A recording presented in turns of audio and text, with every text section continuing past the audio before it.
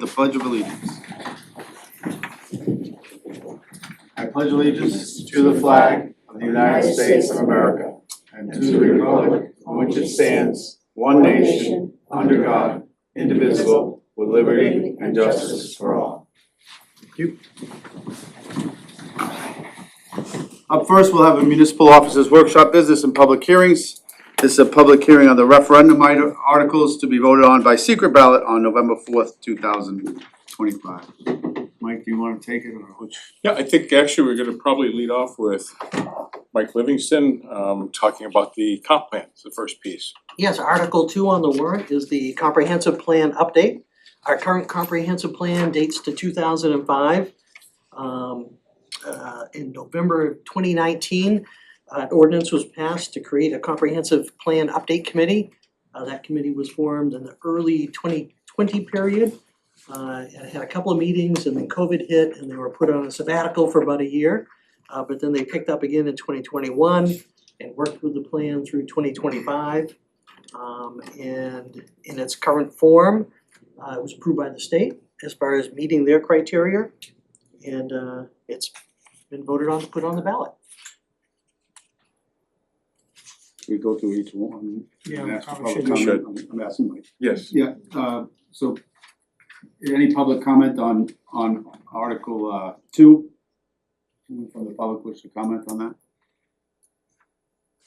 Seeing none, we don't have to. Okay. Go to Article 3. I've got Article 3 and I'll offer a bit of a chronology just as a kind of a reminder to everyone where we've come from. Under the town's charter, chapter C, section 11.01, elected officials, town clerk. As you will remember, Brenda Lehman, longtime town clerk, before her sister and before her, their mom. But Brenda was elected on June of 23, she was re-elected. And then on March 25th of 24, Brenda retired. At that point, it left a vacancy in the town clerk's office, and therefore the board is empowered to appoint someone as town clerk. So Mary Beth Pordone was appointed by the board, and in June of 23, just 3 months later, the question appeared on the ballot for the voters to consider moving from an elected position to an appointed position. The question passed. However, the required 30% of the last gubernatorial election numbers of voters was not met. That threshold fell short, which is about 2,100 total voters. So then in November of 23, we again posed the question on the ballot, but it failed. And doing some post research on that, it was determined that many people thought that if they passed it, Brenda would lose her position as town clerk. That was a misnomer, and you might remember Brenda and Jessica both have appeared publicly and spoken in favor of moving to an appointed town clerk position. So Mary Beth was appointed by the board again in March of 23, and here we are again coming before the voters to seek support to move to an appointed town clerk position. The threshold needs to be met again somewhere in the 2,200 number of voters, which can be challenging at times, particularly this time of year. But that's really the chronology of it. I will say that Mary Beth and her team, again, as an appointed town clerk, they have been working wonderfully. I receive really no criticism. She's been able to run many elections already. They have been seamless. I think the board has even commented about that. And that's really where we are. We're bringing it to the voters again November 4th. Thank you. Any public comment on Article 3? Seeing none, we'll move on to Article 4. You again, Mike? The other Mike. I think the other Mike. Alright. Just say, Mike, you got it covered. Article 4 is regarding changes to our existing ordinance for accessory dwelling units. Some of these changes are spurred on by state statute LD 2003 that passed a couple of years ago. So it's working to get the town in compliance with that state statute. Some of the changes include allowing accessory dwelling units on non-conforming lots. Currently, you have to be a conforming lot, but now would be allowed on non-conforming lots. be allowed in all zones that allow a residential use. In the past, or current ordinance, it's only allowed in certain zones. The accessory dwelling units would be allowed to be detached. Currently, have to be connected to the main principal building on the property. Would allow owner occupation of either the accessory dwelling unit or the principal dwelling unit. It also increases the square footage limitation from 600 square foot to 800 square foot. And it puts a minimum occupancy or lease period of 6 months on the occupancy of the unit. So those are the highlights of the changes. Thank you. Any public comment on Article 4? Seeing none, we'll move on to Article 5. Michael again, This yes? is Mike again. Yes, So these are some changes again to deal with a state statute that was passed. Changes to the affordable housing ordinance. We've had one in place for many decades, but it was limited to just the RA zone. So now it would be allowed in RA, RC, and GB districts. There was a double density bonus for affordable housing on our current ordinance, and it would have to go up to 2.5. So a slight increase in the density for affordable housing units. Another change is some of the buffers are reduced. We had buffers that were required to be 3 times what the existing property line setbacks were. And the state law doesn't allow the towns to put additional restrictions that are above and beyond a residential restriction or requirement. So not too many changes to that ordinance, but that's a quick summary of them. thank you. Any comments from the public on Article 5? Seeing none, we'll go back to Michael, I'm sure, and for Article 6. Article 6 is for changes to our sidewalk ordinance. So currently, we have a sidewalk overlay district, if I wanna call it that extends on Sanford Road from the train station to Route 1. And then on Route 1, it goes from the library up to Drake's Island Road. And this would change that to match the Route 1 corridor study. So it would include all of Route 1, would include the same section of Sanford Road, would also include Chapel Road and College Drive. So all of those areas would become part of what I wanna call our sidewalk overlay district. Part of those requirements are that if you're doing a new commercial development, or one of the changes to include new dwelling units, that you have to install a sidewalk in front of your property. So if you're in any of those roads and areas and doing new development, you'd have to install sidewalks. Sidewalk standard would be changing from the paver system you see a lot around town a lot now to stamped concrete. So a construction specification change as well. Any public comment on Article 6? Seeing none, go to Article 7. Assuming Michael. I think that's the last one, but yes, it's Yeah, me again. So on the screen, I have a copy of a boundary survey. And this is an article for a boundary line agreement between a property owner and the town, which by charter has to go to town vote for the voters. It's abutting some conservation land the town acquired some time ago, I believe it was 2013.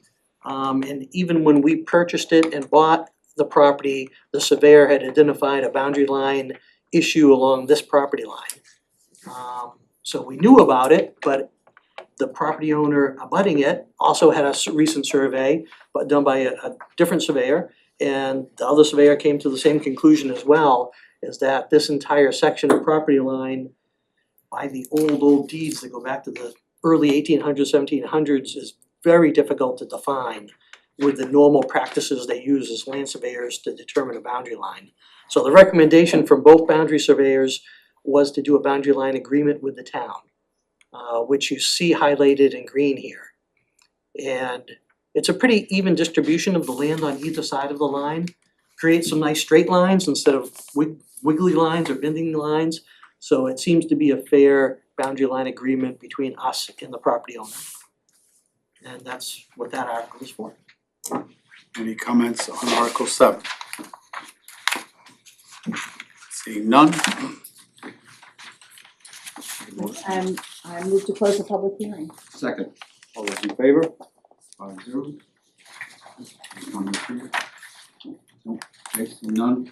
The next public hearing, a public hearing to consider an offer of a gift of $50,000 by Mr. Howard Hall for a hydraulic hydrologic and capacity analysis of the Drake's Island floodgate to be formed by Atar Engineering Incorporated.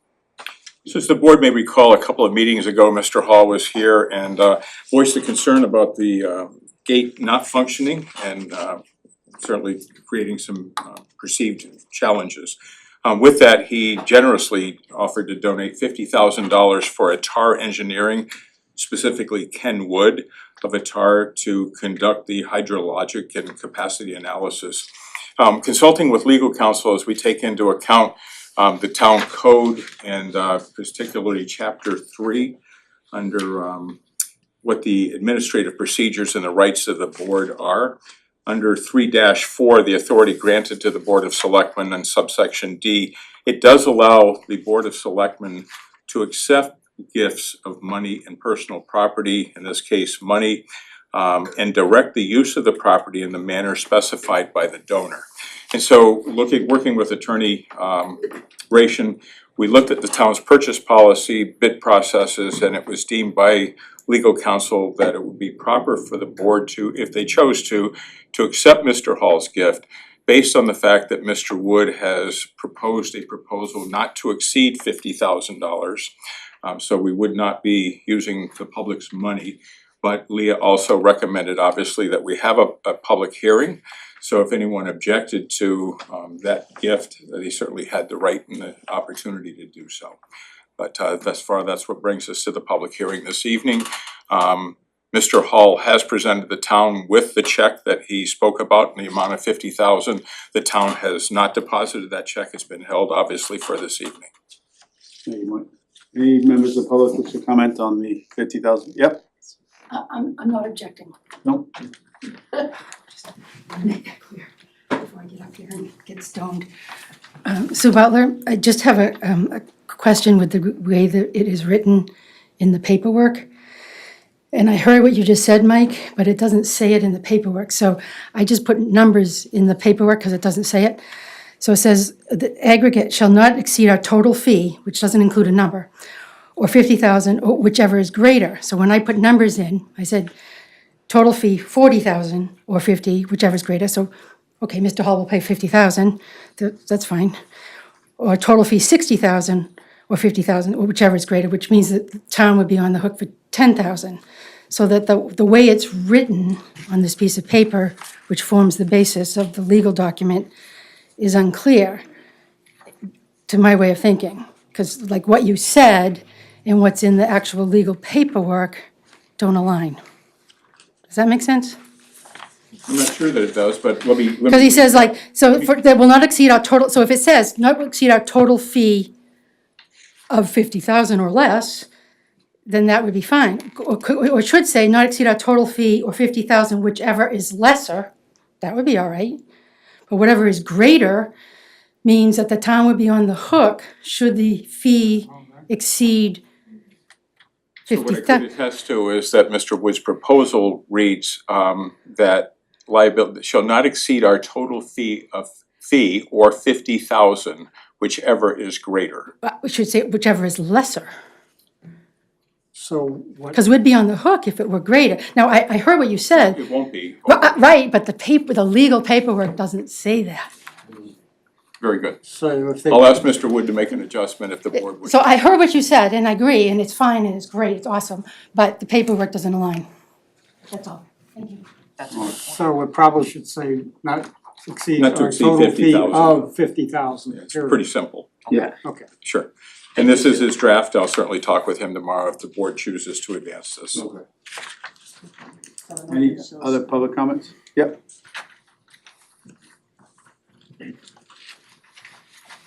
Good evening, my name's Jake Amon. I am the Stewardship Director down at the Wells Reserve. I'm also not here to object, but I did want to just make a couple comments. One is just a reminder that the town, in partnership with our organization, submitted a proposal back in July to the National Fish and Wildlife Foundation for a study that would include similar work that's being proposed as part of this study. That grant award is pending. It's obviously not guaranteed, and we won't know about that until at least November or December of this year. So that's for your consideration. Also, in regard to the scope of work that's described in the proposal from Otar Engineering, there's some differences in that scope compared to what was put together with CMA Engineers, which is one of the on-call engineering companies for the town. So I would suggest that it might make sense to have CMA Engineers take a look at this proposal and provide comments on the scope, particularly as they have already done a certain amount of modeling work in the area that would be included in this study.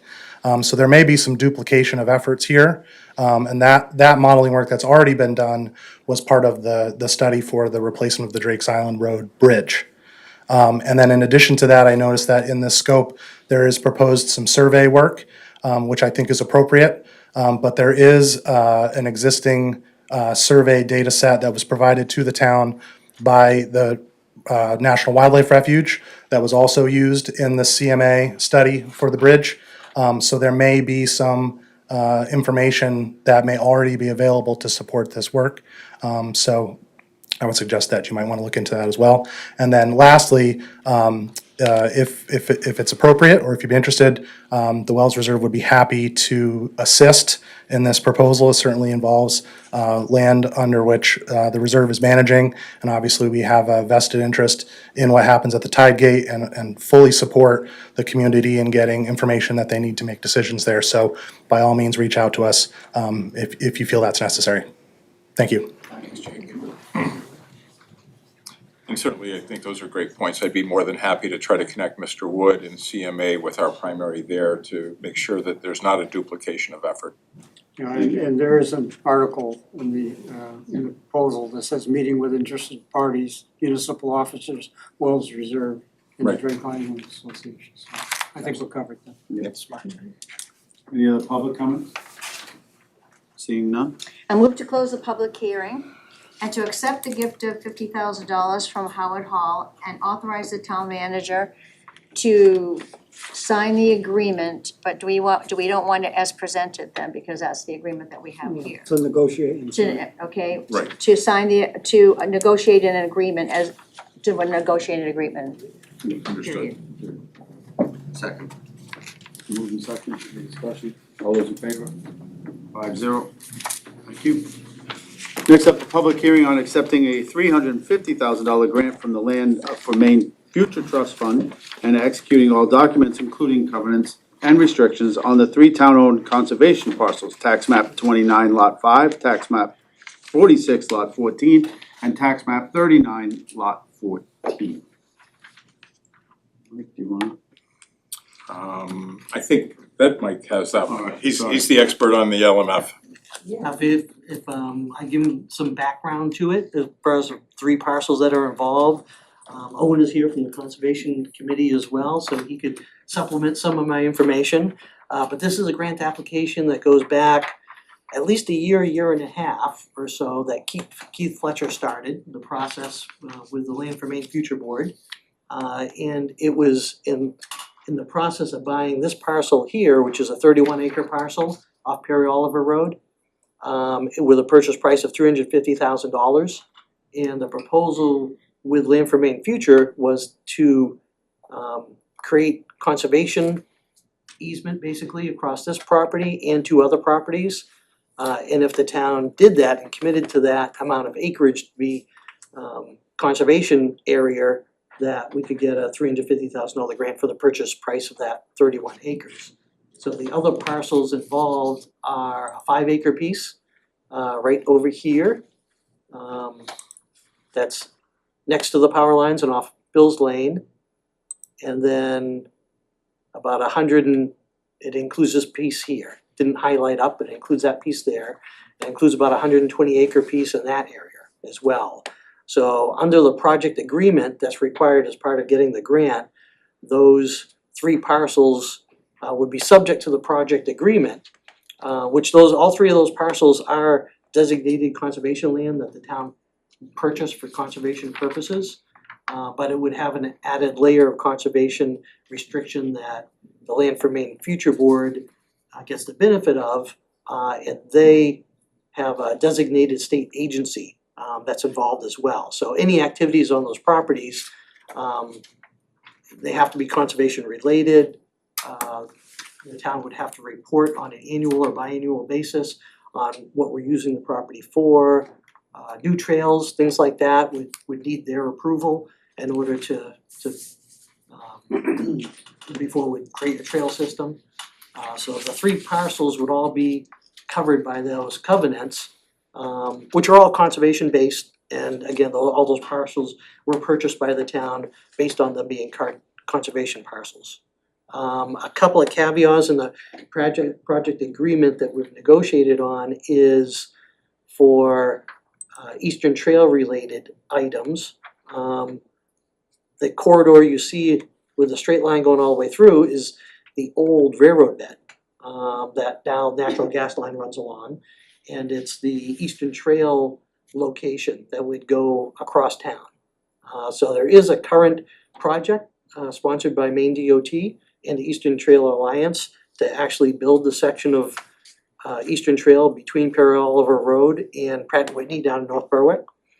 And one of the thoughts was to have a small spur off that Eastern Trail and a potential parking lot on what's now town land. Part of the project agreement recognizes that. It would still require their review and approval, but there are exhibits within the project agreement that specifically recognize that's the intent. And they've accepted that is a potential.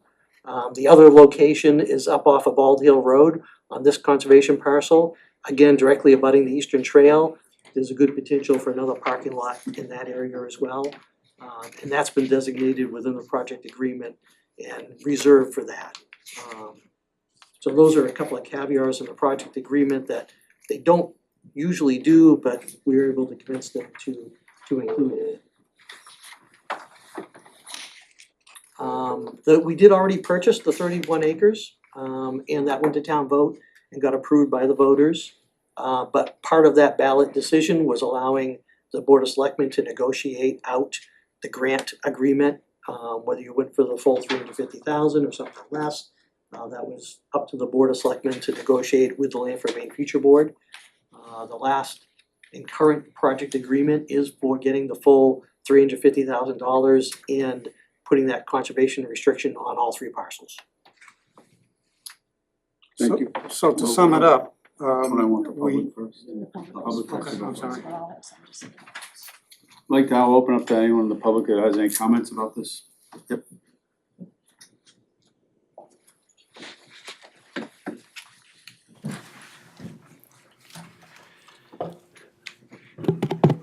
My name is Owen Grumbling. I'm the chair of the Conservation Commission of the town of Wells. I've chaired the commission since 1982. The good news is that driving down here tonight, I saw a young bear run across the road right onto the land that the selectmen had the wisdom to purchase, the 31 acres. Guy in front of me stopped to get his camera out, and Bob said, not a good idea to go after a bear no matter how small it is. And as I said, small bears are often accompanied by much larger bears. But we have wild creatures on that land. The grant we were discussing comes from the Land for Maine's Future Fund that was established many years ago and is regularly refunded by statewide vote by very large majorities, I would add. Accepting the grant requires the town to permanently protect town-owned parcels, the newly purchased piece on Perry Oliver and the Getchell pasture. This protection is defined by a project agreement, as Mike has started to tell you, written by the town engineer and the Land for Maine's Future staff, and I would like to congratulate and thank Mike for getting that done correctly, despite all the other things you've been carrying lately. In it, the town agrees that these parcels will be kept in a natural state in which public recreation will be permitted. The project agreement prohibits development of man-made structures except for what is necessary to keep the land healthy and to allow humans to visit. The town will also be required to permit public access. That's part of the agreement. But that access will be according to rules that the town will make, just so we're clear on that. The town will also be required to permit hunting, trapping, and fishing unless the town passes legislation that regulates otherwise.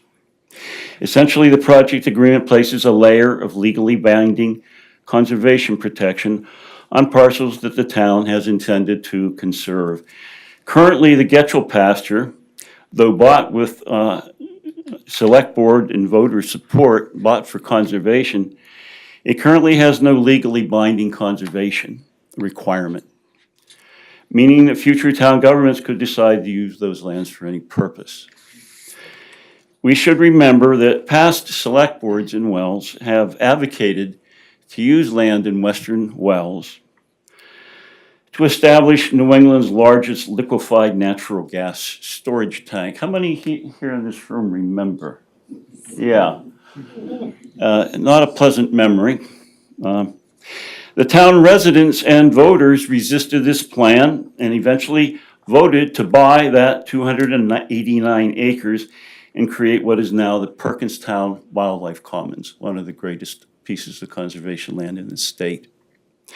Over the years, the Conservation Commission has secured grants of over $1 million to purchase conservation lands here in Wells. That $1 million would otherwise have come from taxation, or if it didn't, we would not have that conservation land. I urge the select board, who have for many years actively supported the conservation program and should be congratulated for doing so, to accept this grant so that $350,000 will be restored to the land bank to be spent on future land acquisition projects. And also so that the town will acquire a partner who will ensure that our land remains in conservation regardless of future governments in the town. A former member of the Conservation Commission, Mr. Keith Fletcher, spent the last 2 years of his life, as he was dying of cancer, working to make sure this grant would give the town control over the Eastern Trail nexus, so the town could make it as secure as the town wants it to be. He did this over the last 2 years of his life as he was dying of cancer. He wanted to make sure the $350,000 would be available for future conservation purchases. So I urge the selectmen to accept this and thank you for listening. Thank you.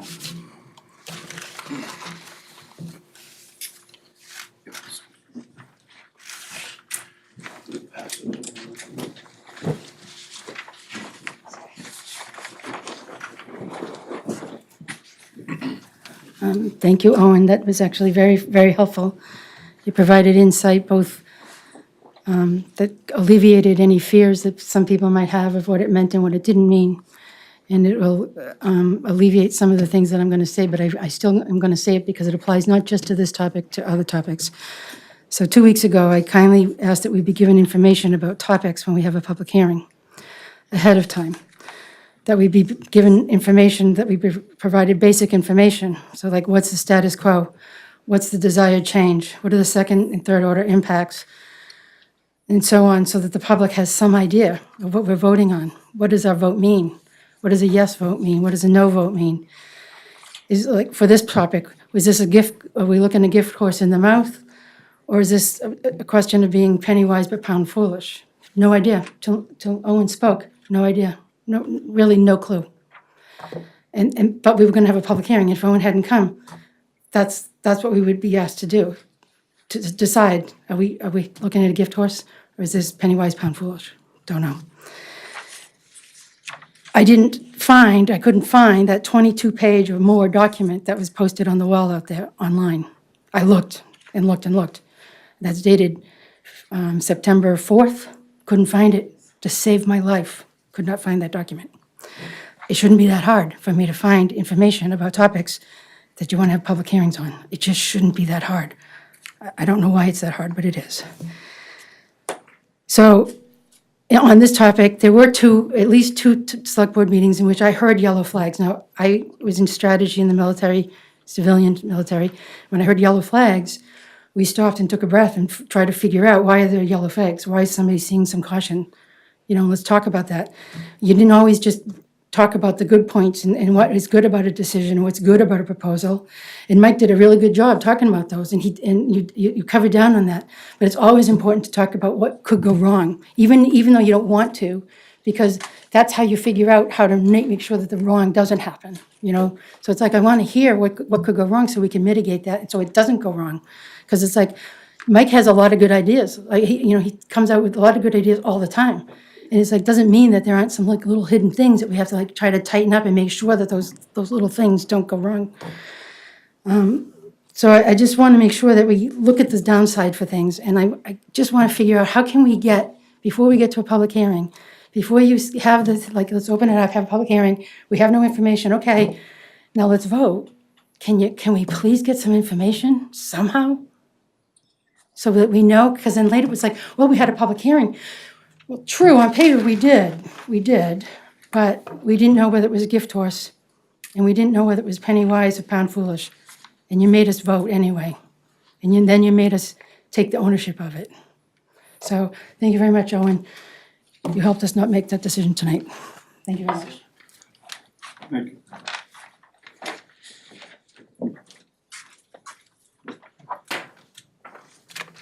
My name is Chris Macia, resident of the town of Wells.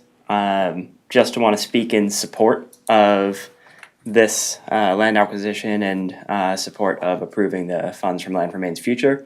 Land for Maine's Future is actually a really interesting program. It started in 1987, and then I looked into it. What involvement did the town of Wells have with this?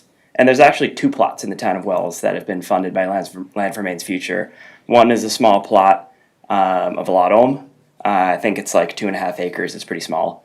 And another is a plot of land off Swamp John Road. So the town of Wells is actually no stranger to getting funding from Land for Maine's Future, and bordering towns also have tons of land from it. One that I use all the time, Kennebunk Plains, was actually one of the earlier projects from Land for Maine's Future, I think in 1990.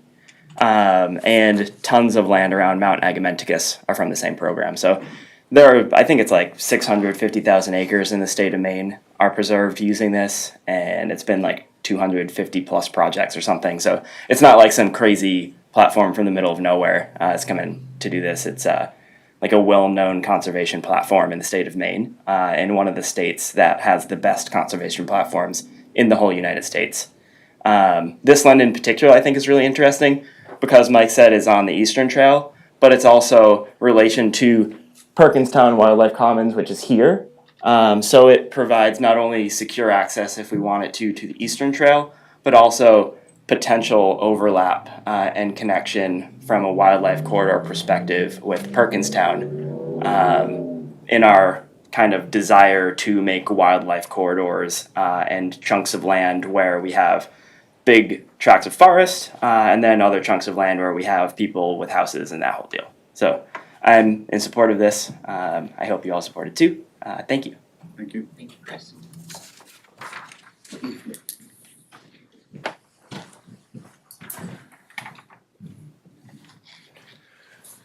My name is Tim Smith. I live up on the end of Tatnick Road. And first, I just want to congratulate Mike Livingston. Odd that I'm here, but he's finally getting the comprehensive plan on the ballot. I participated in the 1991 plan. And, 67 meetings later, we finally got it on the ballot. So, and no breaks there. But congratulations on that, Mike. I'm a volunteer with the Great Works Regional Land Trust, as well as being a town resident. We have done over 10 agreements with the LMF board and staff, and they're not difficult to carry out and meet. They match, certainly for the land trust, they match our goals. We want public access on that property. We want hunting and trapping and fishing if it's available on that property. So these are the things that they're ensuring in those agreements. And so we're excited about doing that for them and working for them. And, one of the things that Keith Fletcher did was he kept a record of the town votes for conservation. And in the last 3 votes in Wells, we had 3, we had the Spiller Farm, Hobbs, and then this property. And, all those votes came in at over 74% in approval rating. And that was to spend money. I just took a look at Keith's chart, and it was over $600,000 that people voted in those 3 votes. So certainly to sit here and I'm enthusiastically supporting on getting $350,000 of that back. That was an amazing amount of work, because usually LMF only pays 50%.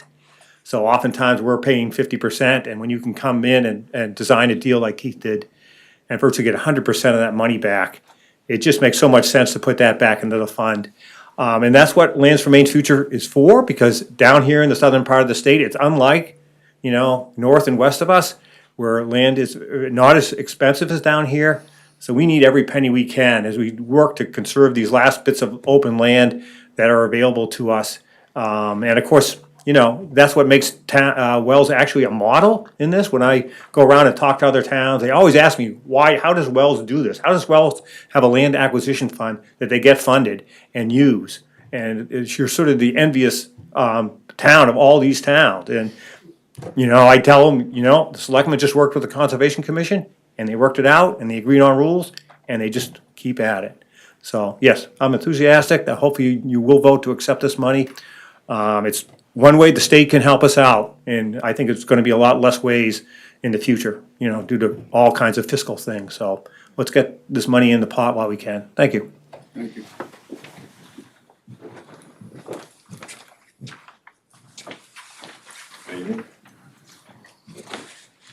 Ron Schneider. I wanted to reiterate and support this. This issue came up in front of the budget board, and when we're thinking about an extra $350,000, we thought this was great.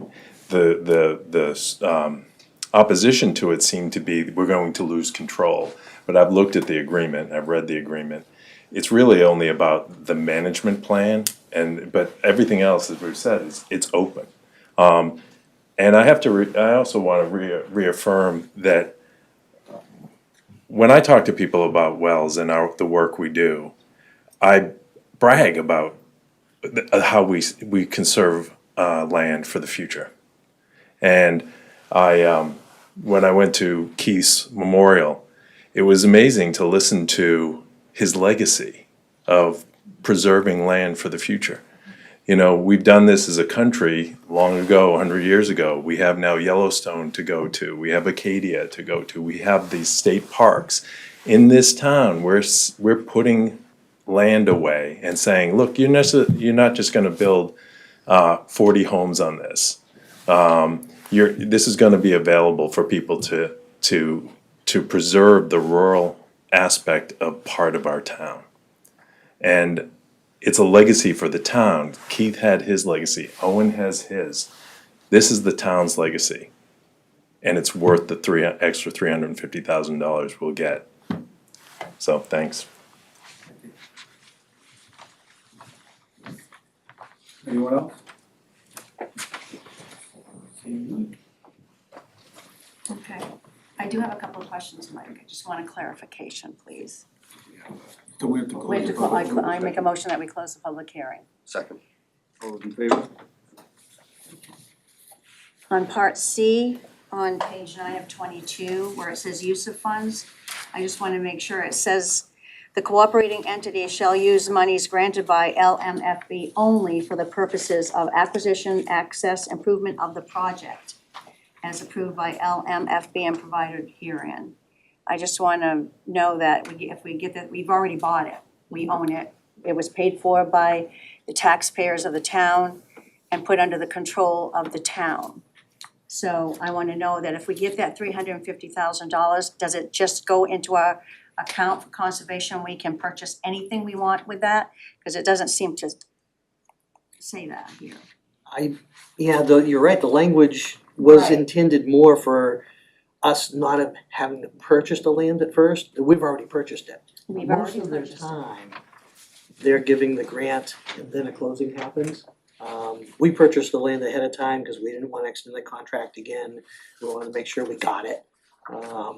But maybe that language needs a little clarification in the agreement. Yeah, or be removed, because it says, only for this project, which we've already, so that would, all the money would just be, could only be used on the 3 parcels that we have up there. And it would have to be approved by the Lands for Maine Future. So I just want that clear that that shouldn't be in there at all. if it says anything, yeah, I should say that the money has to go back into the designated conservation land reserve Right, so fund. that we can move forward and use that money for a future. And I do wanna thank Owen, first of all, that you've done a fabulous job all these years putting that together.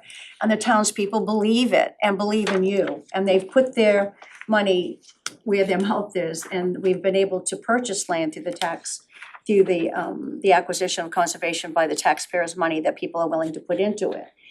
And it gets put under the control of the town and is owned by the town and the people of the town. That was my biggest issue with this, is that what are we really selling? I mean, they're giving us $350,000, and if we can buy other land, that's different. But on this one, it also says that covers the land, the town would cover all the costs of the acquisition, implementation of the project, and ownership and management of the promises shall be paid by the town of Wells. So whatever plan comes up with by DSA or the LMFB, they give us the bill and then we pay for it?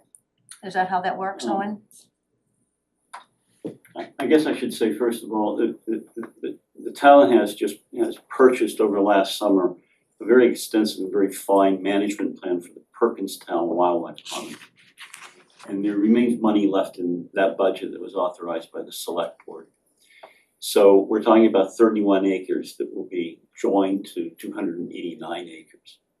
So they can very easily, they know their property very well. They will create the management plan for the 31 acres based on, the 289 acres of research.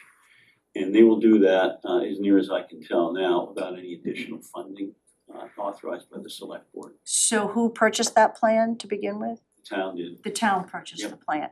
So could we purchase plans without having I think there's seller money control? left in Yeah. what the select board authorized to add this piece to the Perkinstown management plan.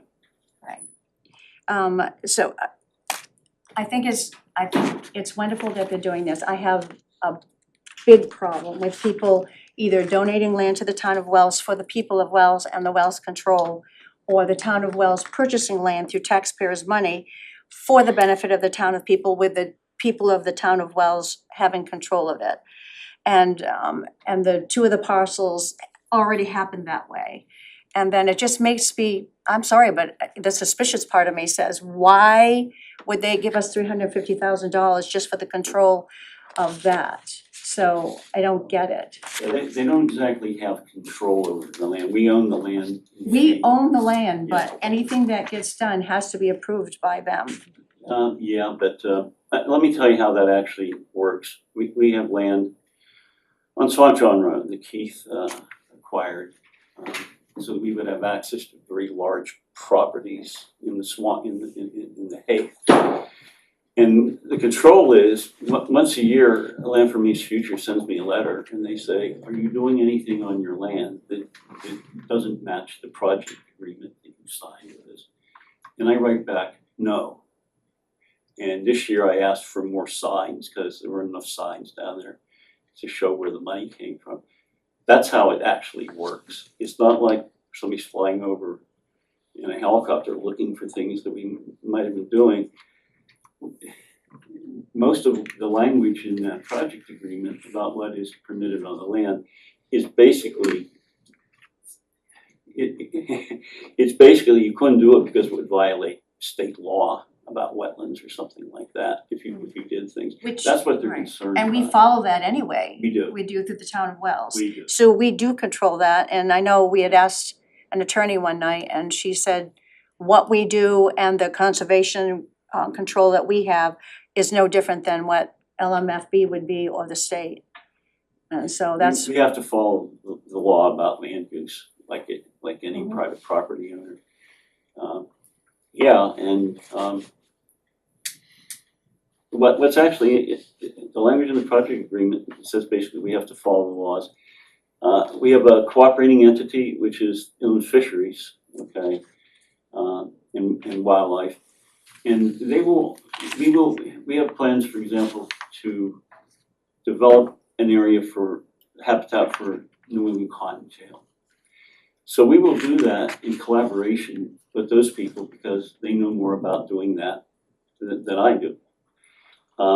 And that's something, that's a bonus for me. We're gonna have advice from people about how to do the things the town wants to do it correctly. As we site trails, the Perkins Town Wildlife Commons has extensive damage from illegal off-road vehicles. I mean extensive, like you could fall in one of their tracks up to your shoulders in places. And that's gonna have to be dealt with because it's unsafe for people who wanna walk out there with their children. And they would deal with that? No, we'll have to deal with that, but So they we would won't be still be giving us dealing with that. advice. We're in charge of that. They would be helping us figure out how to do that, okay? And they would be helping us as we site trails we're gonna have to close a major trail through there, the old logging road, because it's just so far gone from illegal use. So we're gonna, our Perkins Town Wildlife Commons Management Plan team, I've already talked to them. They're gonna help us create new trails and close the old one. And as we do that, we're gonna tell inland fisheries what we wanna do. And if we do anything that violates the law, they're gonna let us know.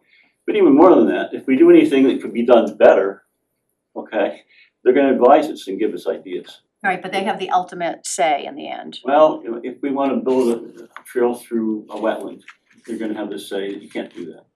But that's the same say that the warden would have for anybody who prosecutes land use violations. Right. They're gonna point out to us if we're doing something dangerous. But any trail that we have they would have to have approval of. Well, it's more like we're gonna show them what we're doing with the management plan and the trail proposal, and they're gonna comment on it. That's pretty much the extent of it. And again, we're gonna use that commentary to help us do it right. All right, okay, first of all, can we change that paragraph to not say that? Yes, and I think that's easy enough to remove that But if language. we're gonna be voting to accept it, I wanna accept it with that With changed. that amendment, there are a couple of typos as well that the Yeah. town attorney pointed out. On page 2, paragraph 1, there's a repetition of Yes, there is. of like Yeah, 5 I saw that, words. right, They repeat however that the portion of the however, premises. yeah. And below that, it refers to an exhibit C3. There is no There is no exhibit exhibit C3 and they repeated C2, so it's just exhibit C1 and C2. So those were the two typos that she picked up on. Okay, Would it be better to remove that language or Yeah. just clarify that it's reimbursing us for the purchase that we already made? And that's with what no I would. control of, no restrictions, except it goes into our conservation, of Yes, course. exactly. I mean, we're not gonna just spend it for ice catering. As long as, yeah, I think as long as it was acknowledged that it's an after-the-fact reimbursement for the money that we expended through taxation. And that the funds are gonna go back into our reserve Right. land, conservation land purchase. Right, if we wanna purchase anything above and beyond, we don't need their permission to use that money, Correct, yes. okay. Alright. That's good. And I think that those changes are easy enough to make, that if you did vote to authorize the town manager to sign it, if you voted in favor of it, I think that language is simple enough to change. And I don't think the Land for Maine Future Board will have an issue with those. Any other questions? We're fine, Kathy. Okay, thank you, yep.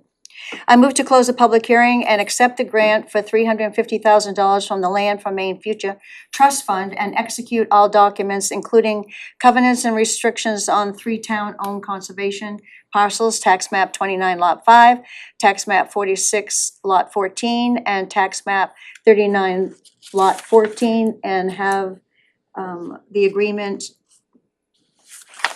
amended to tonight's decisions, right? Second. And can you also authorize first? It doesn't, okay, and we'll authorize the town manager to sign the agreement. Second. Moving second, all those in favor?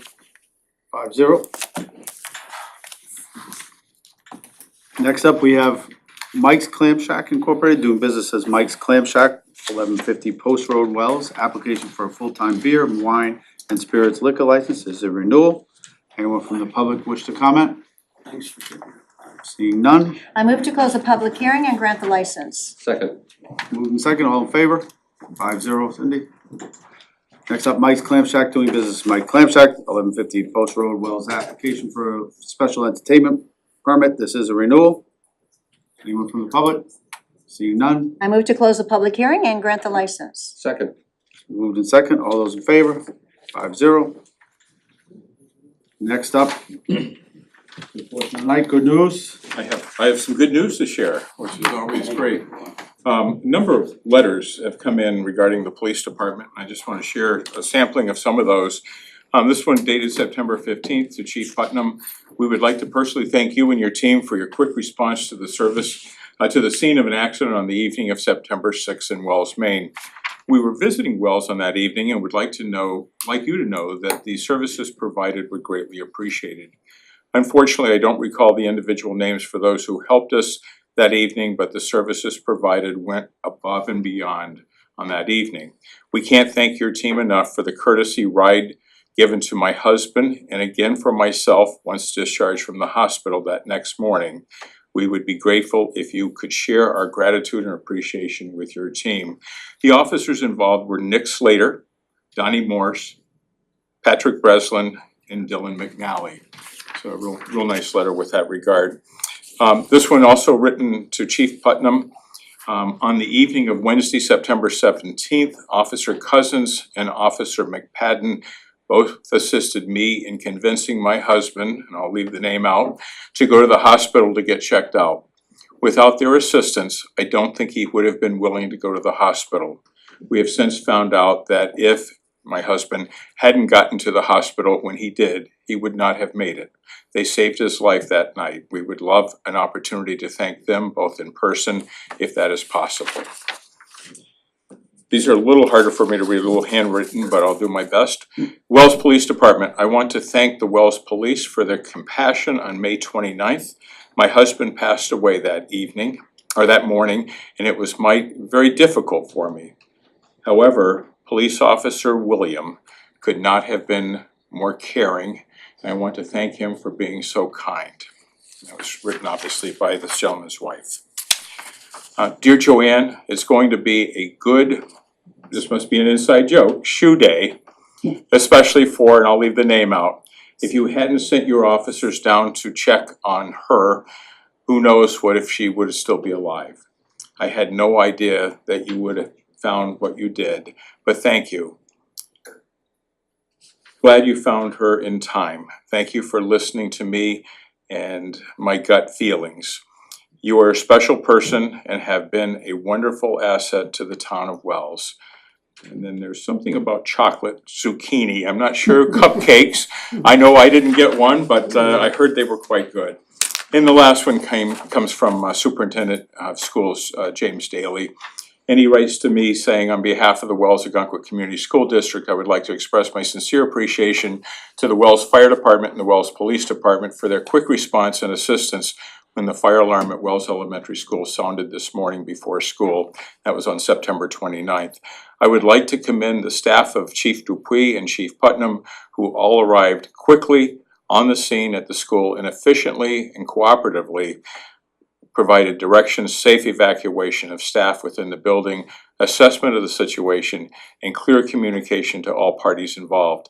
Their response, expertise, and professionalism enabled them to resolve the issue quickly and efficiently, which in turn allowed the elementary school to open safely and on time. Thank you again to all the emergency and town personnel who were instrumental in supporting our district and keeping us safe. We're very proud and grateful to have you serve in our community. And again, from Superintendent Daly. That's just a few of the letters that come in, and remember, we've only had 3 weeks between meetings. I think it exemplifies the quality of the service that this town exhibits, in this case with our police and fire personnel. And one last piece of really good news, the rest will come up in my town report, or my manager's report. We have a safety committee, internal safety committee that meets monthly. And so the Maine Municipal Organization, which carries our workers' comp insurance, has recognized the good work of that committee. And we've moved from what was a tier 2 to a tier 3 in our workers' compensation efforts, and that's providing a safe work environment, and when we do have an accident, how we address those accidents and work to mitigate those in future situations. Moving from a tier 2 to a tier 3 takes us from a savings of 7.5% in our workers' comp to a 10% workers' comp savings. And there's one more level that we have in our sights, and I think we can achieve that over the next year. But again, a great job by that committee and all involved. Thank you. Thank you. Any good news from? No, all right. Move on to open to the public. Anyone from the public at this time? We set aside 10 minutes now and 10 minutes later on to hear from you on any topics. Open to the public. Good evening. Good evening. My name's Scott DeFelice. I'm here representing the Founders Park Community Center Committee. If you haven't heard, earlier this summer, the project finally received its go-ahead by the planning board, so we are moving into our full fundraising capacity at this point in time. The committee is going to be putting on a comedy night on Saturday, October 25th at Village by the Sea Conference Center. The doors open at 6:30. The event will begin at 7 o'clock. It is sponsored by Kennebunk Savings Bank, and we very much thank them for standing up for us. And again, all proceeds will benefit Founders Park Community Center. Tickets are $40. They're available online through our social media page. We're also selling them at the Elmwood Resort Hotel on Route 1. So come on out. Obviously, we'll be selling them at the door. If there are any tickets left at that point, they are going quickly. So please reach out and get your tickets as soon as possible. And I did bring a poster. If we could put this someplace on the property, I'd very much appreciate it. Thank you. Thank you, Scott.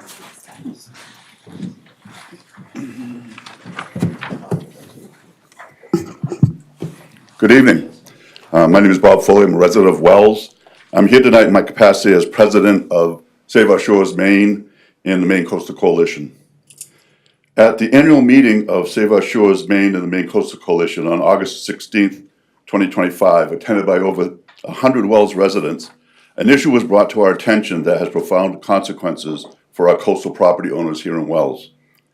Prior to the adoption in June of 2024 of the most recent FEMA flood maps and the updated flood ordinances, the town of Wells used to use a 10-year reset rule to determine the amount of renovation and reconstruction that could occur to a property located in a flood zone over that period of time. With the passage of the latest flood ordinance, that restriction now applies to the life of the property. This change in the ordinance was never fully vetted or explained in any of the public hearings that I attended prior to the vote. It was found on page 20 of the town meeting warrant and ran some 19 pages long with over 150 changes, additions, deletions, and corrections. As an organization, we are concerned that Wells is the only coastal town that we can find that uses the current 50% rule for renovation and reconstruction over the structure's lifetime, instead of the previous 10-year standard. This has grave consequences for our coastal communities and to the property tax base of the town of Wells, where over 35% of the town's property tax base is impacted by this rule. Let us consider a situation where a homeowner suffers a severe fire loss to their property, which had an assessed value of $250,000. The 50% rule would only allow up to $125,000 in repairs to rebuild the house unless the property owner incurs additional costs to raise and floodproof that home, even though the loss was not a flood-related loss, but was a fire loss. Additionally, the property owner could make no further improvements or repairs or renovations for the rest of that property's lifetime, eventually falling into total disrepair, negative valuation. If the property were damaged severely by a flooding event, I could see a rationale for such a requirement to floodproof, but not as a result of a fire. We recognize that this is a provision within the rule there is a provision in the rule which removes the 50% reset if the property is fully floodproofed under FEMA standards. However, not every property along our coastline can be raised or fully floodproofed. Take a home with a full basement that has all its utilities and mechanics in the basement. This would make it impossible to raise and fully floodproof that type of property. There are other scenarios that would make complete floodproofing unable to be accomplished as well. Handicap accessibilities would be one. Let's consider Lafayette's Oceanfront Resort, one of the town's largest employers and tax structures, with a fully functioning basement area and an indoor pool. Should they suffer the same type of fire loss, they would only be able to replace half the building structure. Half the building structure. There are other several commercial structures along our coastline that would suffer the same fate. Once the 50% construction has occurred, they could no longer do anything to that structure. As mentioned, the town of Wells is only one of 5 towns within the Maine coastal zone that has varied from the Uniform Flood Ordinance. Wells, Ogunquit, Belfast, Southwest Harbor, and Richmond. All of these towns have adopted the 5-year reset. Of the 153 towns in the coastal zone of Maine, most have adopted the 10-year reset provision. If the goal is to encourage property owners to better floodproof their properties, a goal we support, there are other, more effective ways to accomplish this, especially if the damage is a flood-related loss. As an organization, we offer our assistance in crafting such an ordinance provision without the approach this current ordinance applies. We are requesting that the Board of Selectmen ask the Planning Board to review these flood ordinance provisions and bring back to your board recommendations to place an article on next June's town meeting warrant to repeal the lifetime cap and to provide a 5-year reset as our neighboring town in Ogunquit has. We appreciate your consideration, and I thank you on behalf of my board and the members of the SOS committee. Thank you.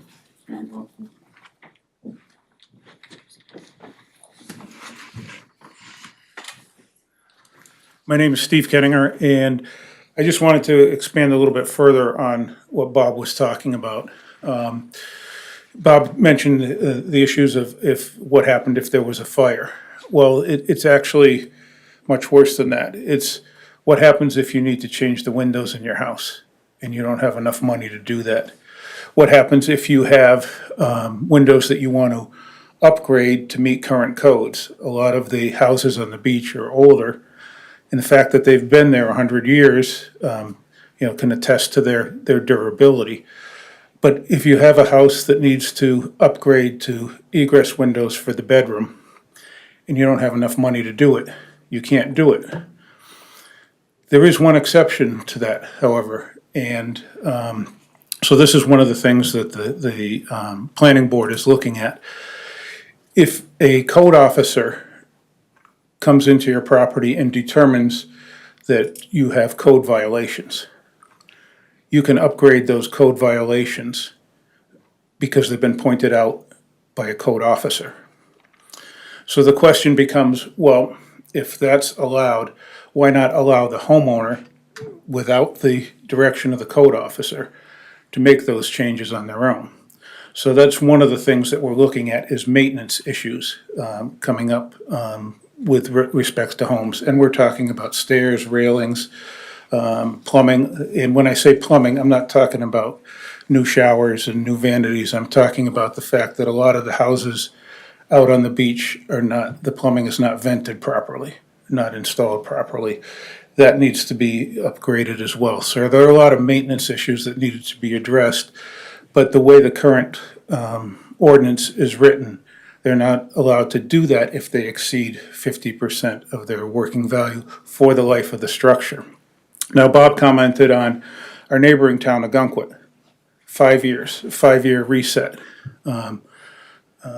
They're right next door to us. What's the big difference? Why do we have to go to such extremes? And as I said, the planning board is working to change that to either the 5 or the 10-year. I would recommend the 5 personally, just because of the fact that items that we've mentioned about maintenance items. Another issue that I wanted to bring to the forefront that haven't talked about is that Bob mentioned the 50% rule. So say your property's valued at $1 million. Your house is valued at only $200,000. So you have $100,000 to work with, right? Not necessarily. Because even though you're taxed on the value of the structure at $200,000, right now the way the law is written, is the value of your house can be depreciated. So they may say that house, that $200,000 house is only worth $100,000, then you only have $50,000 to work with. I think what happened was, Mike Livingston presented me with the FEMA guidelines, and I'll just read them quickly. There's two ways in determining the market value of a home.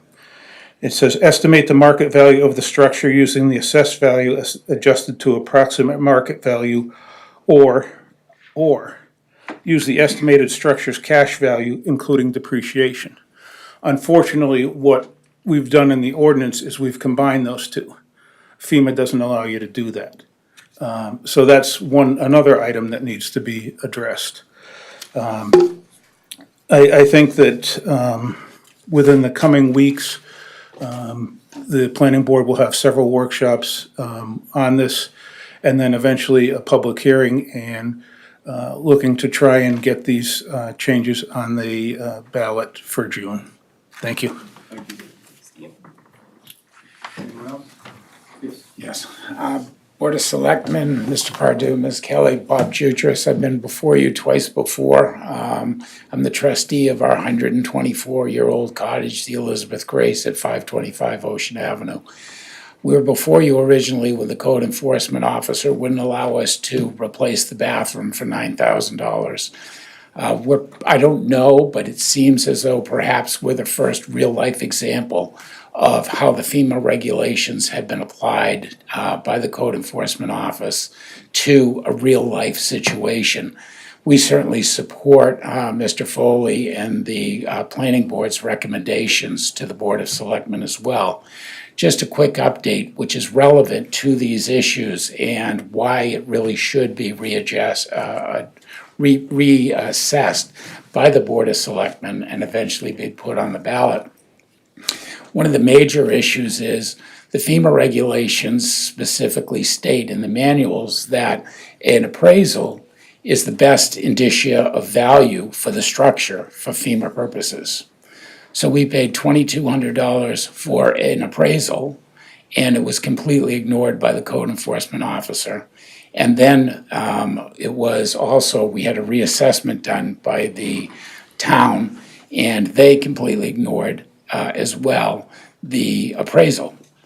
So even though the FEMA regulations talk about having an appraisal done to get a correct value of the structure, so our FEMA bank with the appraisal should be about $338,000. The town eventually allowed us to put in the bathroom, which was the only full bathroom in the cottage, which is 125 years old now. And so we were allowed to put in the bathroom, and after some negotiations, we now have a FEMA balance of $79,000, which should have been about $338,000. So the implementation by the code enforcement officer on this one point, which affects everybody who files a building permit application in the town, if you're in a flood zone, everybody should file an appraisal with that first building permit application.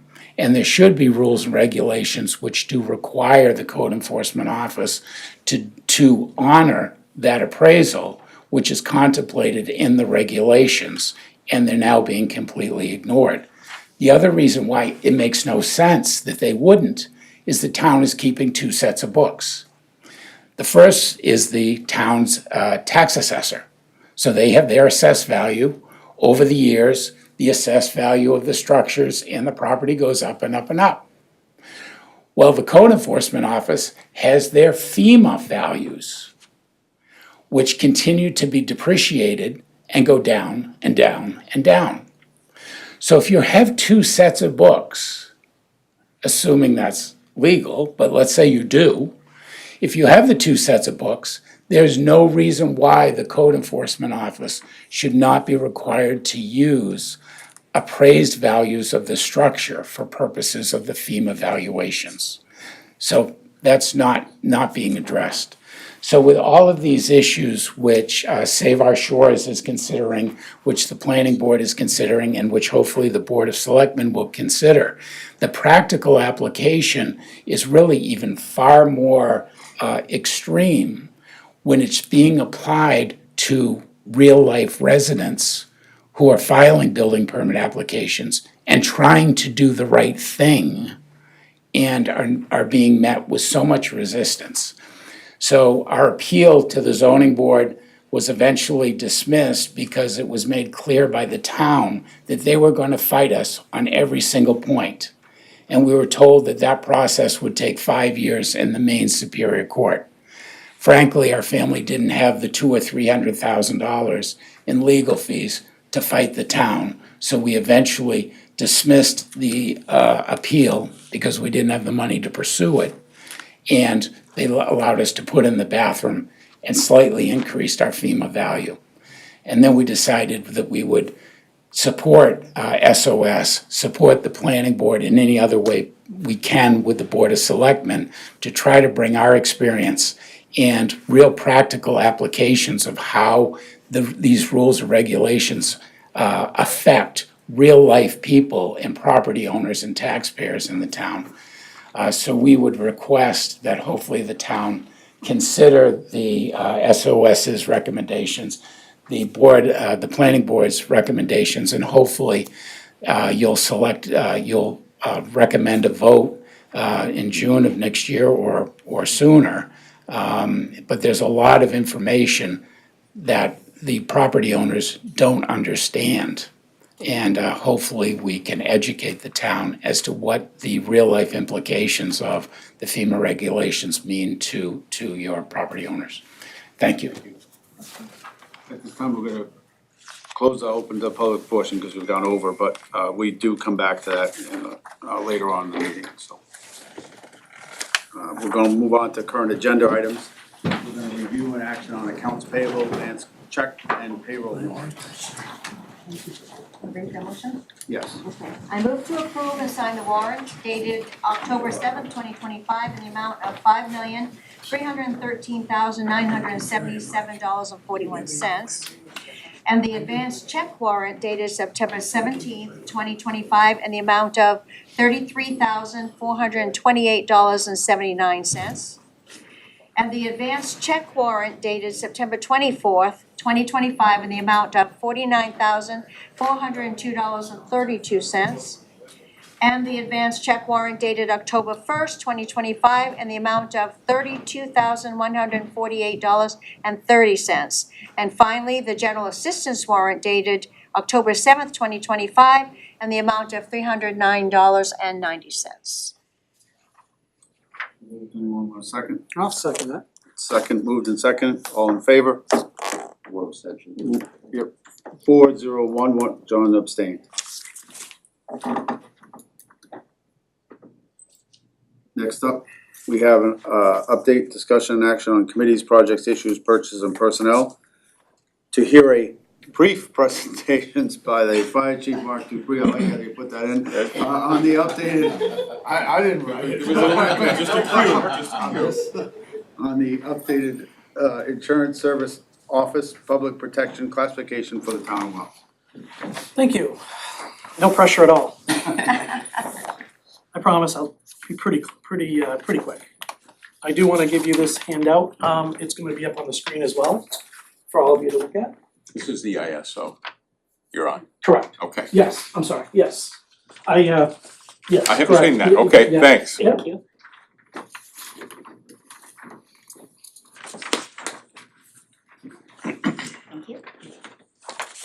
Thank you, Chief. All right.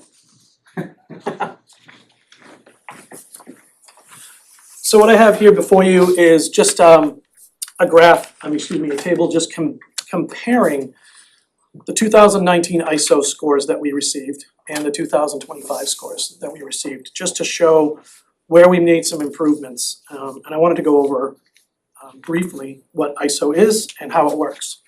So ISO stands for the Insurance Services Office, and it does do a public protection classification score.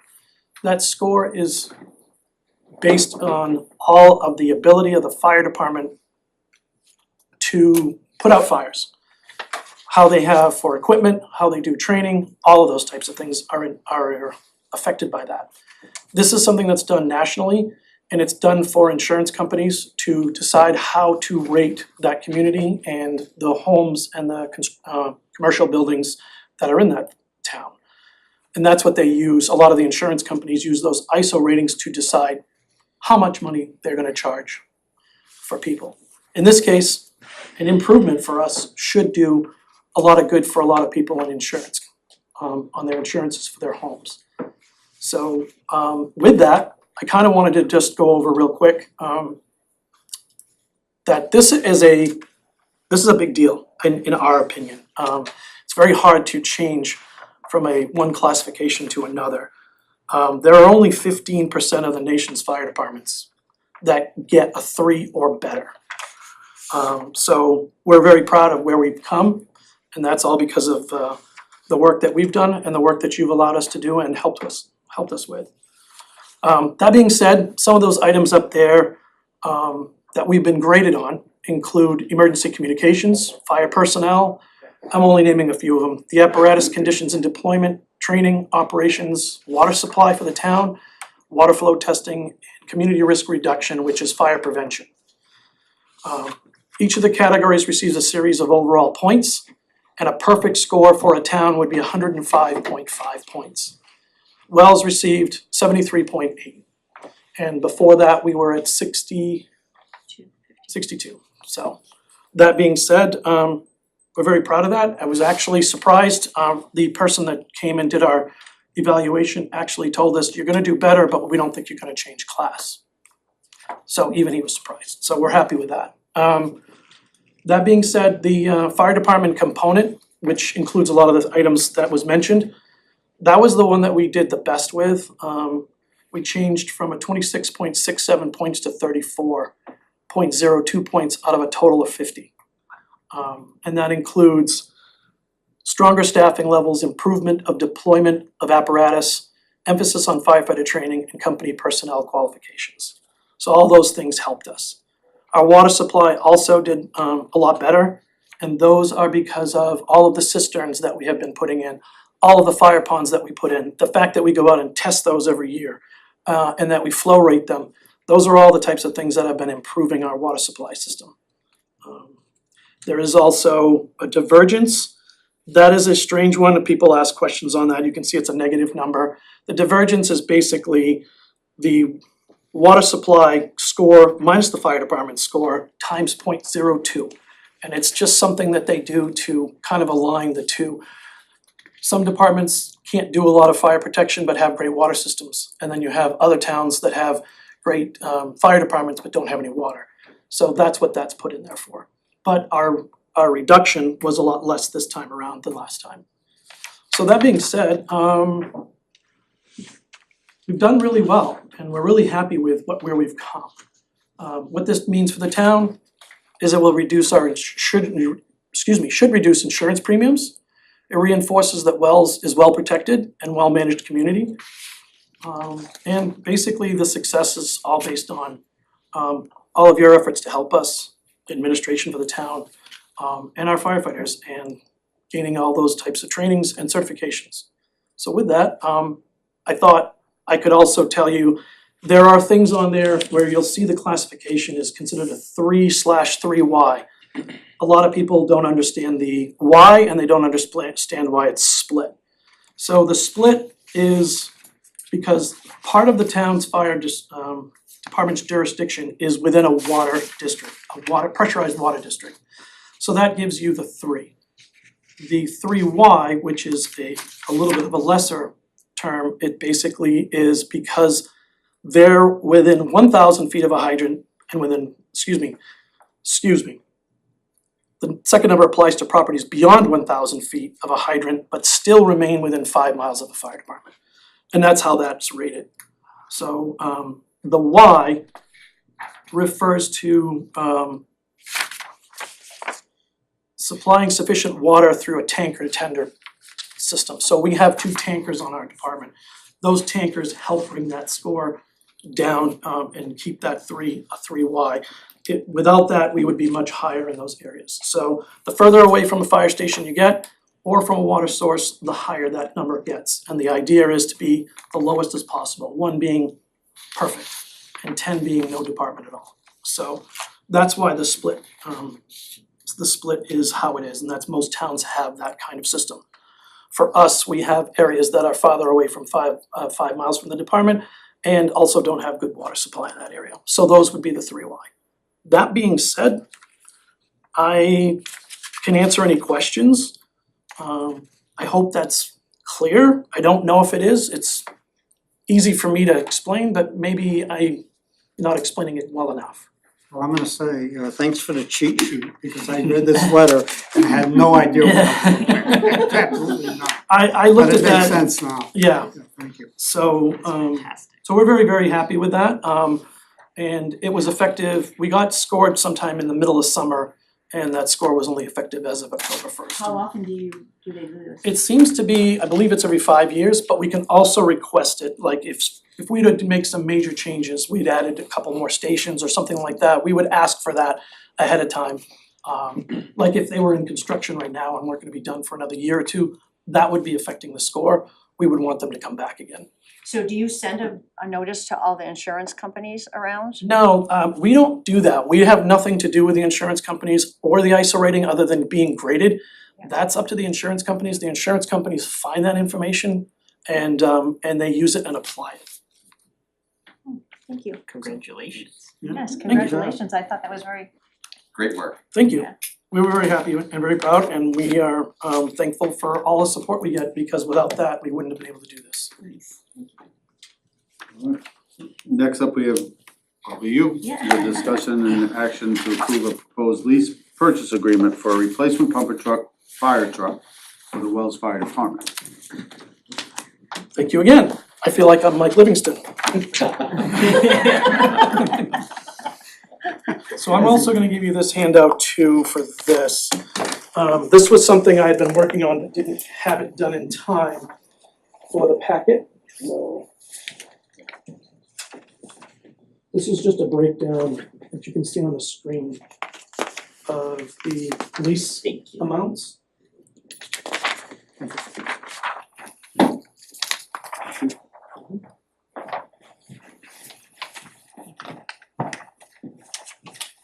Chief. I will also go by the packet that you did receive, and I think that's the easiest way to try to explain it. You just We are answered looking- all my questions, by the way.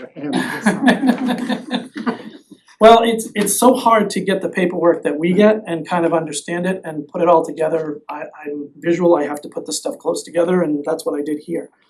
If you were to look at it, we can do that first if you'd like. I boxed in the 14 years and the 7 years, and I only did that to explain that the green highlighted one is the $172,061.96. That is the amount of money that if we did that particular option, $400,000 down for a 7-year lease, it would be the cheapest amount of interest on the truck. And that would be, that, which makes sense. And then the 14-year one, I only highlighted that because it is the least annual payment that we would have that would go into the operating budget if you chose to go ahead with that particular 14-year program with $400,000 down, which I wouldn't recommend, and I don't think you would like that either, but it's your decisions to make.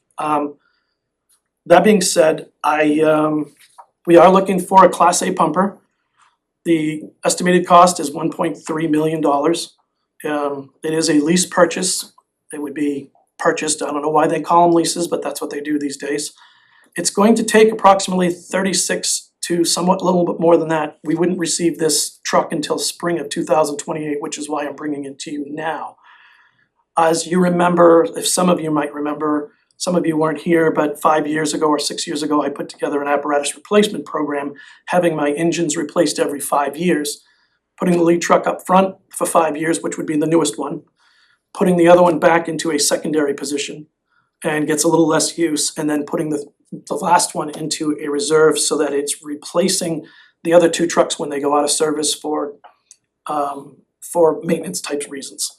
So with that being said, we do, our lead truck does most of our calls, and then we do have a second engine that goes out either simultaneously with it on the same call, depending on the nature of the calls, or we sometimes use that to take some of the weight off the first truck. but we are taking most of the burden on the first truck. So that is the case for this. And then I also have the replacement plan down below. This allows us to get the truck in the spring of 2028. We were expecting it in 2027 according to the plan. But because of such long lead times, we have to order it. We would have to order it now in order to get it in that time frame. So that's the thought process behind this. We also were able to whittle it down because they're actually talking about 56 months now to build a truck. So with that, if we wait, we're gonna be looking at a 5-year replacement program that's gonna turn into 10. So that was the thought process behind it. I can certainly answer any questions. Oh, by the way, this is an HGAC, Houston Galveston Area Council contract pricing. That is something that they have signed up for, and that's the numbers that they're giving us. So Yes, that's like the equivalent of like Sourcewell. correct, Okay, so there was actually a bid process. correct. Chief, am I correct that there's an anticipated price increase up to November 1? Thank you for that. Yes, November 1 or slightly therefore before that, I'm not sure exactly, but they said there's going to be another increase in trucks. This is the time frame that they do it. They always get us this time of year. So you're asking for this 3 years ahead of time or 2 years ahead of time, and the price is 1.37 million. And if you do it now, you can lock in at that price, is that how you do it? Correct, we'll lock in at that price. Okay, just wanna make sure, and And so, we'll lock in at that rate as well, and the lease would not occur, we would not have to make payments on it until two thousand so it's a twenty-seven. delayed payment as well. It's delayed payment for 2 years, October of 2027. Is that delivery date or? No, that we would be paying slightly before the truck comes, that's not unusual, but yes, we would be paying a little early. Down payment or? And then it would be October 2027, and then it would be spring of 2028 is what we're hoping for the truck delivery. So this would go into your CIP for the 2027 fiscal year. Well, that's the part that I'm asking you to decide. I've given you the list up above that show the 7-year plan, the 10-year, 12, and 14-year plans with down payments, including putting nothing down. We can put nothing down if that's your choice and literally not ask for any money for 2 years. But that money would be obviously dedicated for this reason. And I'm not sure if that's the direction you wanna go in or if you'd rather put money down, but we do have approximately $675,000 in an account for our apparatus replacement program that we can access this down payment money. How much is that, 270? How much do you have in there? About 675, something in that neighborhood, I don't know the exact number, It was dedicated for this. dedicated for an apparatus replacement program. And am I correct that there's a debt retirement, Jody, you would be able to answer, coming up at the same time we'd be looking to secure this? Yes, July of 2027 is the understanding that I have, correct me if I'm wrong, Jody, but that would be the last lease payment on our latest engine. So that would come off my operating budget and the new lease amount, which would be one of these, would come onto it. So it wouldn't be as big of a hit to the operating budget, but it would be still an increase because I believe we're paying just over 100,000 a year on the truck we have now. So I'm sorry if I'm just checking, okay, Absolutely. because I'm just surprised that you can get this and then not get it that's pretty good. So the $1,366 there, if we were to approve that tonight, would we also have to approve whether it's gonna be a down payment and so many years at the same time? That That's would my be, question. yes, I believe so. You would have to make that decision, correct. Alright. Okay, and to get to this amount, all these samples here do that? Yeah, so just to explain, the top one just shows the lease lifespans and how much the annual amount would be each year. That's what the top table is. The second table below just shows how much we would pay in total Yeah, for total that same truck. disbursement, total disbursement. And then the bottom just shows the amount over actual. That's Which would be just something to financing make it a costs. little easier. Correct. Financing costs, so Financing costs. the second one, I would change the heading to total disbursements, and the third one, I would change the the title to financing costs. You're the finance guy. Yeah, well, because I didn't I'm know the what you truck were guy. saying at first, but that's what I was. Chief, it's your, oh, sorry, Jim, I didn't mean to cut you off. It's your budget, what's your recommendation with the least impact to the tax base? The least impact to the tax base is going to be the 7-year, $400,000 down payment loan lease. However, I don't know if you want to remove that kind of money from the from CIP to do that, or if it makes more sense to do something in between at 200,000. Well, there's 675 set aside right now, and how much goes into that fund every year? What is it, about 200,000 or something like that? Depending on what each year you guys decide to put in, correct? On average, About 200,000. okay, so it'll replenish anyway. Right, and just as a heads up, and I hate to say this, but because the increase is going on with the amount of time it's taking to build a truck, if you think about it, I'm gonna get this truck in 2008, it's gonna take if we wait any longer to get this truck, it's gonna take 5 years to build, which means I have to go for another one next year. Literally next budget, to get one in 5 years. So I just wanna give you that heads up. Cause unless that's not something you wanna choose to do and keep that 5-year rotation going, I need to be upfront with you about that. So with your budget, you know your budget better than we know your budget, with the most minimum impact, it's 400,000 down. And 172. Yeah. Yeah, I would say the $400,000 7-year total with an APR of 4.75%. The way things are going now, most likely, the next truck is gonna be higher than 4.75%. Yeah, because even on a lease purchase. Our first truck, our tower truck was at 2.6 something percent, and I think the last engine was 4.1 or 4.01, something like that, so they're going up.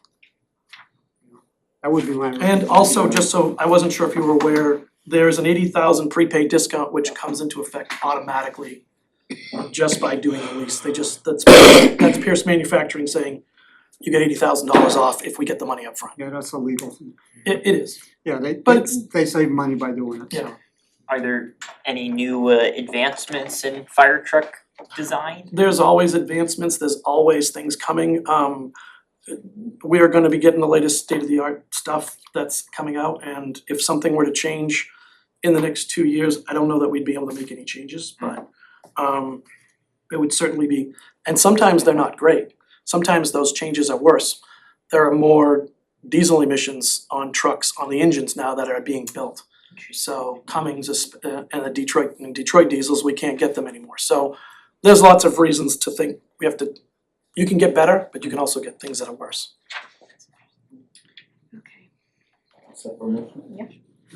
Okay.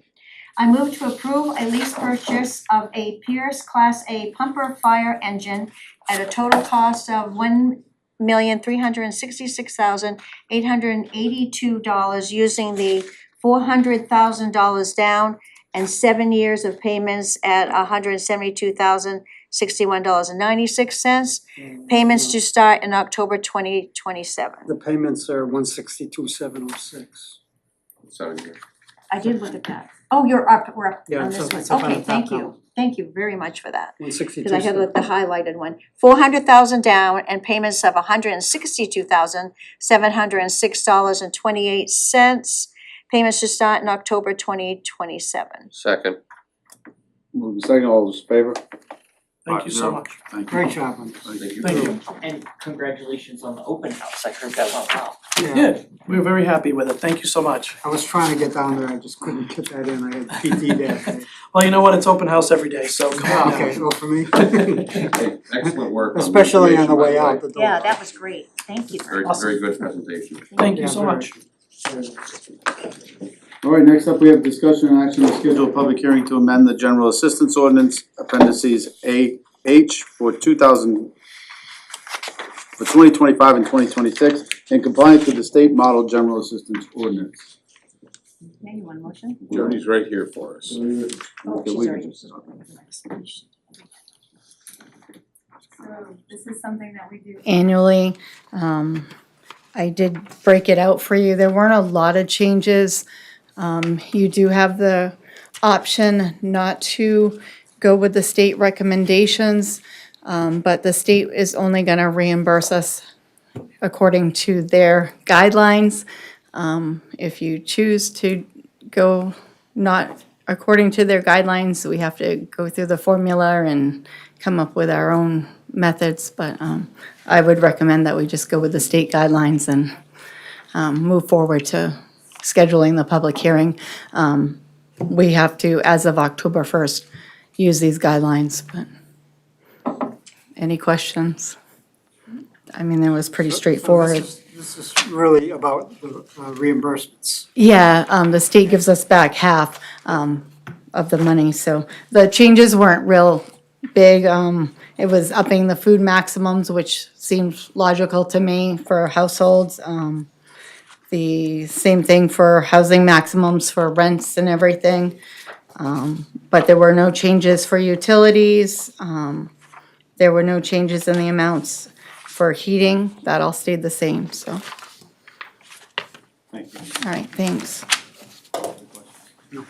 I move to schedule a public hearing on October 21st, 2025 at 6 p.m. 208 Sanford Road in the Littlefield Meeting Room to amend the General Assistance Ordinance Appendices A through H for 2025-2026 in compliance with the State Model General Assistance Ordinance. Second. Moved in second, all in favor? 5-0. Next up, we have discussion and action on updates, personnel committee assignments, resignations, and issues. First, we have confirmation of the town manager's appointment of Cassidy O'Dwyer as labor and employee relations manager. Yeah, just a little overview of Cassidy.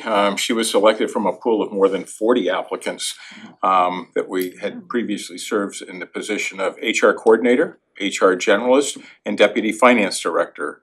Her wide array of experience includes employee retention and recruitment, collective bargaining agreement negotiations, serving as a neutral mediator to aid in dispute resolution, coordination of employer-based safety committee initiatives, new employee orientation and onboarding, preparing and processing of payroll, including all reporting and preparing and processing of accounts payable. She holds a BS in Business Administration and is credentialed by the Society for Human Resource Management, which we call SHRM, S-H-R-M, which validates an HR professional's knowledge and behaviors of the field of human resources. So Cassidy actually came to work today, her first day, and she tells me she's coming back tomorrow if you say okay. I'm all set already. Great. I move for confirmation of the town manager's appointment of Cassidy O'Dwyer as labor and employee relations manager. Second. It's moved in second, all those in favor? 5-0. Thank you. Thank you. Next up, I move appointment of Jennifer Robinson as warden for the special town meeting and the state referendum elections on November 4th, 2005. 2025. 2025, right? We can try to go back. Go ahead, Ken. I move to appoint Jennifer Robinson as warden for the special town meeting and state referendum elections on November 4th, 2025. Second. Moved in second, all in favor? 5-0. Appointment of Mary Beth Pordone as deputy warden for the special town meeting and state referendum elections on November 4th, 2025.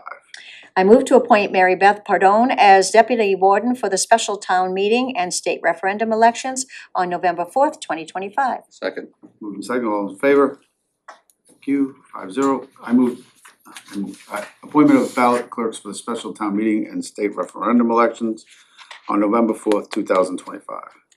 I move to appoint the ballot clerks as recommended by the town clerk for the special town meeting and state referendum elections on November 4th, 2025. Second. All those, moved in second, all those in favor? 5-0.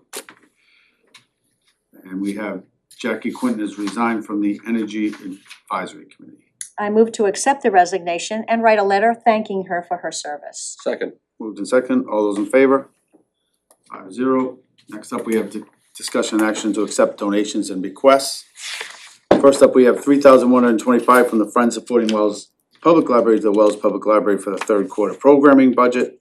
$500 from the Friends Supporting Wells Public Library to the Wells Public Library for team programming. $36 from various library users to the Wells Public Library. $50 from Moody Collision Center to the Wells Parks and Rec Department. $63 from Jason Carter to the Town of Wells for the We Are Wells Fund. The next few I will read are $125 donations to the Founders Park Community Center made by Donna Fredomia, Avelino Tamayo, this is great, Lucienda Noth, Pamela Merchant, Bradford Goodwin, Margaret O'Neill, Maureen Hooker, Sharon DeRote, Frank Davies, Karen Colkeen, and Robin Reedy. I move to accept the generous donations and write letters of thanks to the donors. Second. Moved in second, all in favor? Next up, discussion and action on approval of minutes for the September 2025 select meeting. Any issues? Seeing none. Okay, I move for approval of the September 2025 selectmen meeting minutes. Second. Moved in second, all in favor? 5-0, Cindy, good job. Next up, we will once again have open to the public. If anybody would like to speak at this time, now's your chance. Seeing none, we'll move on to the infamous town manager report. All right, I'll move along as quickly as I can. Just want to announce that we had a new police officer join us today, Noah McGrath. He has completed and passed all of the extensive background check that's required. He's a 2018 graduate of Massabesic High School in Waterboro, Maine. Since graduation, he's held various positions, gaining valuable work experience. Over the past 2 years, he's been employed as a security officer with Maine Health in Biddeford. During his time with Maine Health, he completed training in OC spray handcuffing procedures, those types of events. And one that's very important is he demonstrated strong de-escalation skills and has successfully managed interactions with individuals in crisis situation, as you might experience at a hospital. So his first work day was today, and I understand things went very well for him. I did want to share that our new valuation, what's called the proposed state valuations came in, and just a tick shy of $7 billion is the valuation of our community. So you're overseeing a $7 billion business, and things are going well, and that will impact us, when it comes down to the county tax. I was just gonna say that, You know, means, yep, we're second It's highest. very prestigious to be at that number, but it's costly too at some point. I'll move very quickly through our highlights of our department head meeting today. As you all know, the tax bills have been mailed out. Code enforcement, 1,100 permits, about 200 fewer than last year, have been issued. They've also been 102 single-family homes recorded so far this year, which is a little lower compared to the previous years. Auditors are on site. They were here today. They'll be here tomorrow and Thursday. So far, we haven't heard any screams from them, so it sounds like that's going well, and a credit to Jody, who has worked tirelessly to make sure they have all the information that they require. And we know there'll be more requests throughout the next 2 days, but we'll be there for them. The fire department, Avery, you mentioned about the open house, absolutely wonderful. I might have brought 3 little grandchildren down on Saturday, and they had a wonderful lunch and got to see all sorts of wonderful firefighters and big trucks, and they're still talking about it. So a really nice job by the fire department for that. Their calls for service, 1,331 calls thus far this year. Interestingly enough, they're increased just recently, about 6.2 calls per day on average, up from an average of 4 calls per day during the summer months. So kind of interesting, we're not sure, looking at that. Shellfish building has all been cleaned. The dredging is prepared to be starting in November, if depending upon what happens with availability of some personnel that might be operating that. The deputy harbor masters have begun their process to renew their captain's licenses, and Mike will be meeting with our engineering firm GEI on the pier expansion. The haunted hayride is scheduled for October 18th, so we're all hopeful for great weather. And believe it or not, they brought up today from Park and Rec that soon thereafter, we'll be looking at Christmas tree sales. It was fairly sobering. Public Works has done a great job, as I think everyone has acknowledged, about the roadside mowing. The Robinson Road Drainage Project is moving along very nicely and is in fact slightly ahead of schedule. They are working, doing some work on the water main coming up this week. Beach ramps and mats will be pulled, and bathhouses winterized very shortly. And some of you may know Colby Hanscom. He's been with DPW previously. He left us for pastures, I didn't say greener, in Florida. And he's returned back to Maine, where he says he's now building a home, and this will be home for a long time. We're thrilled to have Colby back. We had an opening, and he applied and was a successful candidate, and he's a great person to have on staff. The library new website has gone live, and their staff is training on that. Just a spoiler alert, we have issued a conditional offer. It has been accepted. The background check has all come back nice and clean. And I expect to be able to announce to the board and ask for your support and confirmation of a new library director for November 4th. So that'll be coming your way very shortly. And I hear there's a wonderful trivia night coming up in November. So far, there's about 40 registered folks for that, so jump in if you can. And Rebecca shared with us about the dinner with 50 veterans in attendance for the Military Appreciation Night at Wells High School. It was a great success. And then there'll be a volunteer appreciation breakfast Friday, October 24th at 9 a.m. at Johnson Hall Museum. We normally have about 110 attendees, and we know that we're fueled by about 400 wonderful volunteers for the community. So wonderful things, so thank you. Thank you, Mike. Good job. Next up, we have select board comments, subcommittee reports, or individual select board comments. I had somebody raise a concern to me, and I thought it was a good point about the ADU ordinance that we're putting forward for the November vote, and they just identified that we may have a potential loophole in the renting of that if there was some type of subletting arrangement where somebody leases it for a year or whatever, and then subleases it in the interim. So just a suggestion, we may wanna look into that and potentially just move something forward for June. So I thought that was a good point on their part. Thank you, John. Nothing here, no. You're good? I'd just like to just quickly point out, thank you to Rotary and everyone, mostly my wife. We did have a great weekend. I should put down this during open to the public, but we had two events this weekend, both with military, the Veterans Night at the football game. We had a record number of veterans. We actually happily had, it's been a couple of years since we've had a World War II veteran. We had one come, he's 98 years old, great guy, very excited to have him from, I think Kittery, I think he said he was from maybe. And then we had a member of the Scottish Royal Air Force come, and because he wanted to okay it with me that he came, I said, yeah, well, you fought with us, and he said, yes, I absolutely did, and he lives here now, and he was a very nice gentleman, but along with what my wife believes is a record number of vets, so that was really, really cool. And it was a good night, and just a great evening. We won too, so that's a good thing, and a tough one, but it was, the kids learn a lot. The community comes out in full force for these people. The fields were decorated beautifully. My new robot can do some amazing things that I have over there, so it was fun to watch. And everything went really well. And the next day we had a golf tournament for the Mike Geyer Foundation and Navy SEAL Foundation, and that was a huge success with about $40,000 raised for that. So it was a good weekend for that, and I just wanted to acknowledge everyone involved. Rebecca took some stuff on for us this year with the Rotary and the dinner, and just, it's unreal what goes on in that thing. So I just want to thank everyone. It's a big night for us, so it's great. So that's my big report. Thank you. Anything else on that? Nothing, okay. Good, another meeting. All right.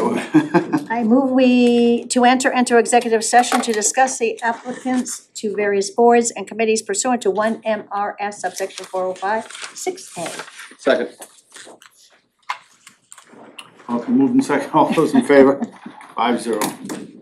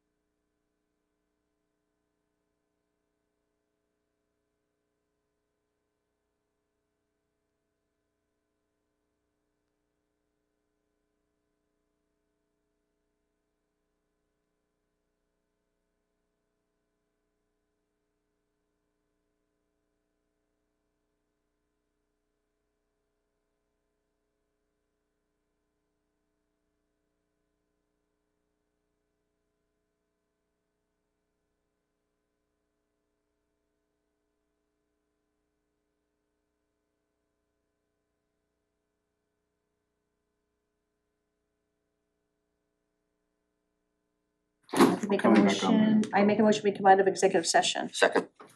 All those in favor? 5-0. I make a motion that we appoint Mike Kaplan, Harbor Advisory Committee to term renewal.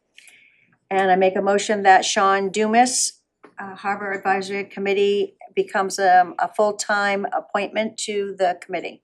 Second. Move the second, all those in favor? 5-0. Yes, I I'm make a absolutely motion, ready. make a motion, we adjourn. Second. So move the second, all those in favor? Thank you. Have a good night, everyone.